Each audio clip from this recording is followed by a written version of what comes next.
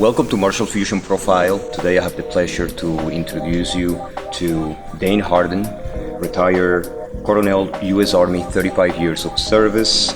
He began training martial arts in 1969. He's an 8th Dan in Taekwondo under Junri, 4th Dan in Aikido Joshinkan, and a 4th Dan in Sword Goshindo.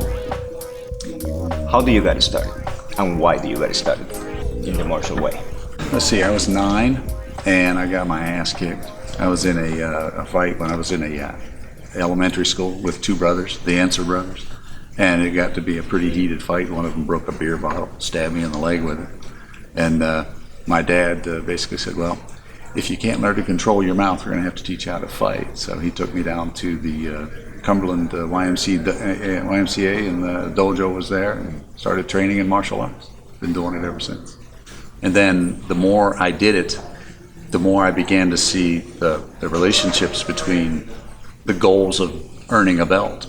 And it started to put 2 and 2 together in my head, and I thought, well, if I can do this, maybe I can study hard enough and eventually go on to college and maybe make something of myself. And I saw the relationship, even at a young age, of the discipline that you learn in a dojo and associating that with a lifelong discipline, living a life that is of something of value whenever you turn around and look back at it. When I was getting ready to go to college, there was no money for college. And so I looked around and I was like, well, I can do 4 years in the military on active duty. I was a combat engineer, a sapper. I basically had to blow stuff up. I remember going through basic training and everyone is having a struggle. The drill sergeants are yelling at them and this and that. And I basically just cruised through basic training, and much of that was because for the last 7 or 8 years prior to that, stomping up and down on an old hardwood gym floor. There were no tatami mats or puzzle mats in those days, sparring with no gear on, getting your nose broken ribs, all sorts of things that nowadays you probably get charged with child abuse for, but back in those days that was a standard dojo. And you would train for 2 or 3 hours physically, very hard. And when I got to basic training, honestly, in my mind, I was like, this is easy. I mean, I cruised through basic training, no problem, AIT, and the 4 years of the military sort of suited me like a glove.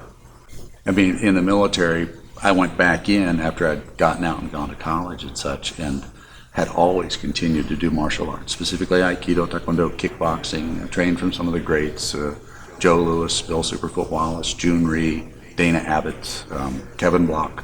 Could you actually walk us through what those 35 years of service in the military were for you? Where did you go? What did you have to do? Well, I started out, I was an enlisted guy, I was a buck private, which I've always felt was probably the best leadership training that an officer could have. Because as an officer, if you don't appreciate what the enlisted soldiers have to go through and what they have to do, a lot of times you can be somewhat brash in your decisions. But when you realize that those guys are out in the field freezing and they're cold and they're hungry and they're not getting fed, you tend to take care of your troops a whole lot better if you started out as a private. So I did 4 years. I was a combat engineer. I graduated, got out of the military, went to college, earned a bachelor's degree in biology, a bachelor's degree in respiratory therapy, did a master's degree in human physiology, another master's degree in pathophysiology. Went to medical school at Johns Hopkins, graduated from Hopkins, board certified in general surgery, emergency medicine.